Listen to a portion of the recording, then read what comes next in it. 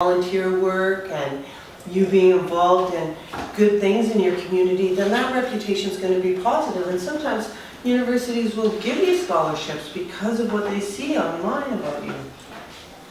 So employers search for a job in the future, maybe when you get older. People get turned down because they have pictures of themselves doing stuff that they shouldn't be online.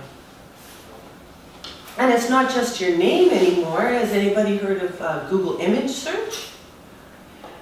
Yeah, so you can, in that, you could take my picture and put it in there and then come back and show you everywhere else on the internet that my picture shows up.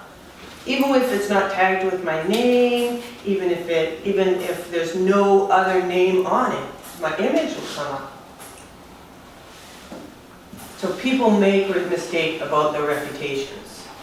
Anybody here ever had a picture taken of them that they didn't like and somebody posted it online? Thumbs up, thumbs down? Thumbs up, thumbs up, yeah. Sometimes because we have these devices so much, we're taking a lot of pictures all the time. But what you need to know is you actually have a right to privacy.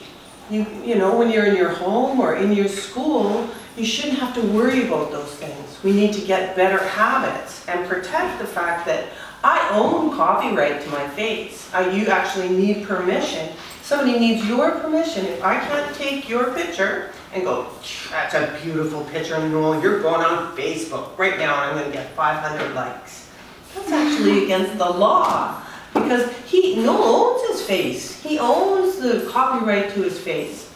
So it's a really good habit to get in to start asking everybody, is it okay if I post this picture of you so that then we're not making problems for other people later down the line. Post pictures only of yourself doing positive things. Don't ever use pictures to try and get back at somebody. Seatbelts. Everybody wears seatbelts, right? They make it safer, a lot safer. I want you to treat the privacy settings on your social media like Snapchat and Instagram like seatbelts. I really want you to use them. Every social media app, every game that you have, every device that you have has settings in it. I want you to think of this like a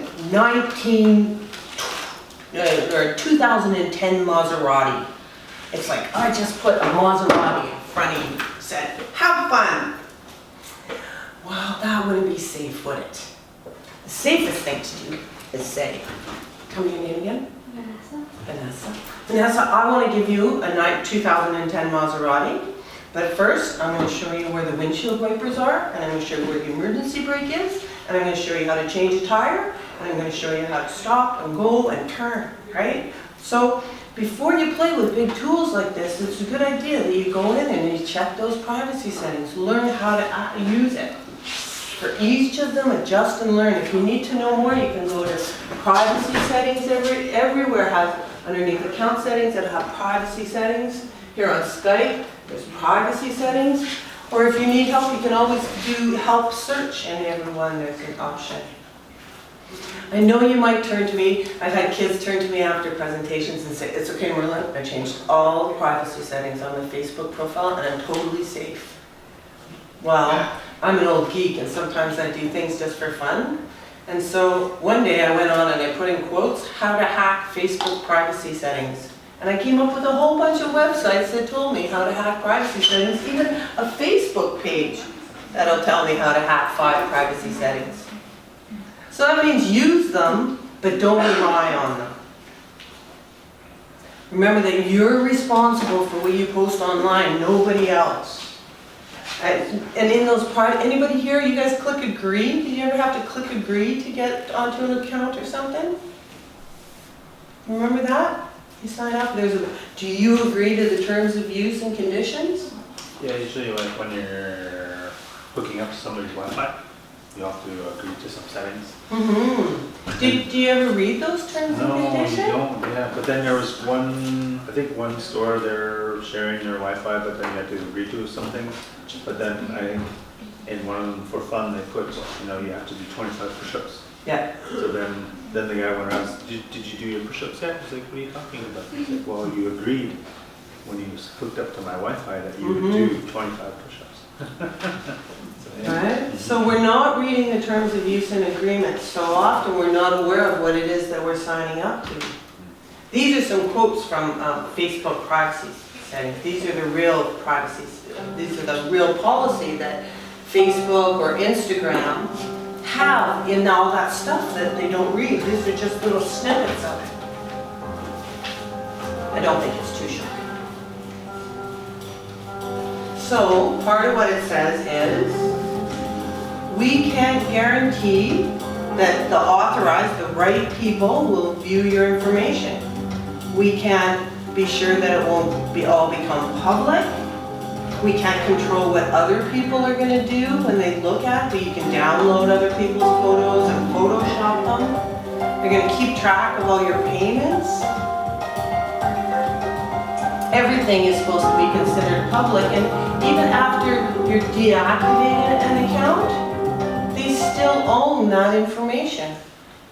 So, I have a question. Anybody here paid for Facebook or Instagram or Snapchat? No. Do you think it's free? Is it free? How do we pay? How do we pay for social media? Anybody got a guess?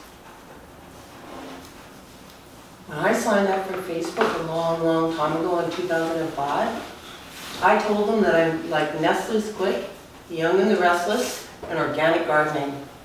And since then, you know who Mark Zuckerberg is? The guy who owns Facebook? He's worth $70 billion because he's been selling my information to the people who make Nestle's Quick, Young and the Restless, and organic gardening tools.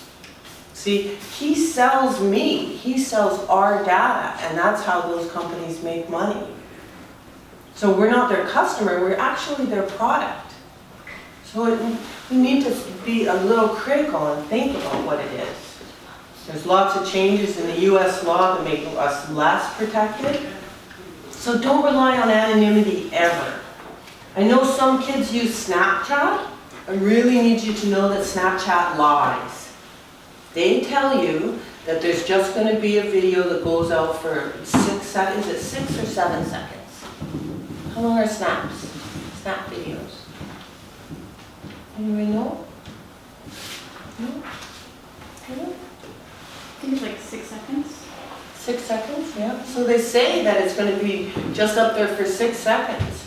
But it can actually last longer, and other people can screen capture it when it comes over. In fact, a whole bunch of usernames and passwords from Snapchat were leaked where other people used them. And some kids were using Snapchats, some teenagers, to send sexual images of each other to another person. And they ended up being charged because it's against the law to send out images of anyone under the age of 18.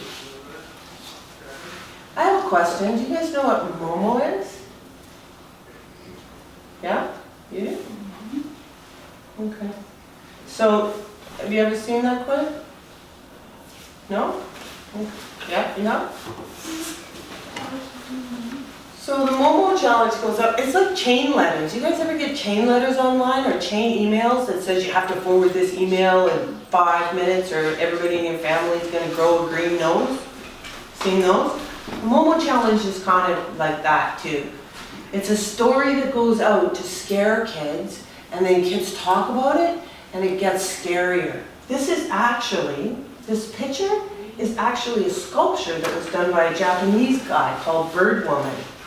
But then some people took it online to kind of mess with kids and started to get Momo to threaten kids. I really need you to know that none of this is true.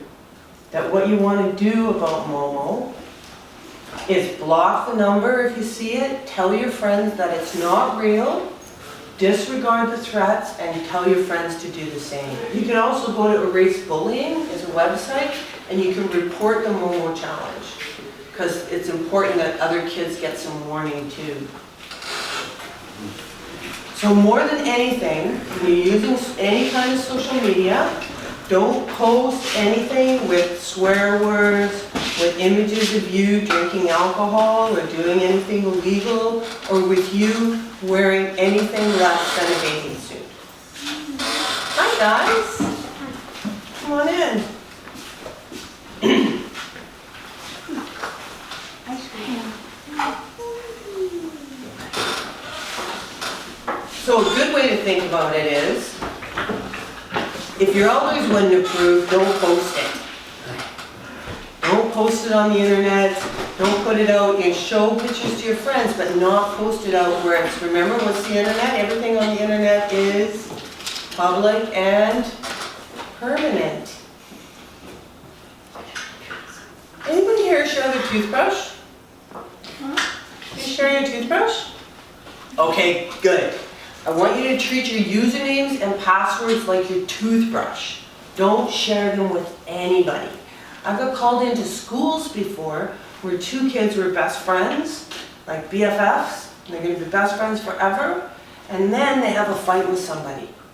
And they end up, one of the persons signs into somebody else's, say their Instagram account, and they change their password, and they take over that account, and they do mean things with it. So the easiest way is to treat your usernames and passwords like your toothbrush, or the keys to your house, or the keys to your mom and dad's car, your truck. You don't go in and treat keys to the truck to everybody, because they're your friends, because maybe later you won't like the choices they make. It's also good to have a different password for all your accounts, so that if you do lose your password, somebody else can't take over your account. There's all kinds of password rules. Anybody want to guess the most popular password in the world? Password. Yes. That's number 2. Number 1, 2.